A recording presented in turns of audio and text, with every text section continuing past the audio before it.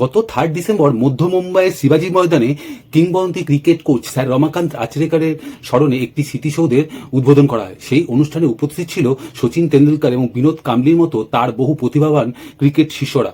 সেই অনুষ্ঠানের একটি ভিডিও বর্তমানে সোশ্যাল মিডিয়ায় ভীষণভাবে ভাইরাল হচ্ছে, যেখানে সচিন তেন্ডুলকরের সঙ্গে তার পুরনো বন্ধু বিনোদ কাম্বলির একটি আবেগঘন মুহূর্ত ক্যাপচার করা হয়েছে। সচিন তেন্ডুলকর এবং বিনোদ কাম্বলির মধ্যে 3টি মেন সিমিলারিটি রয়েছে। প্রথমত, তারা দুজনেই একটা সময় ইন্ডিয়াকে রিপ্রেজেন্ট করেছে। দ্বিতীয়ত, ঘরোয়া ক্রিকেটে মুম্বাইয়ের হয়ে দুজনেই পারফরমেন্স করেছে। এবং তৃতীয়ত এবং সবচেয়ে বড় কারণ হলো তারা দুজনেই রমাকান্ত আচরেকরের প্রিয় শিষ্য ছিলেন। এত সিমিলারিটি থাকা সত্ত্বেও তাদের মধ্যেকার যে দূরত্ব তা এই ভিডিওতে স্পষ্টভাবে ধরা পড়েছে।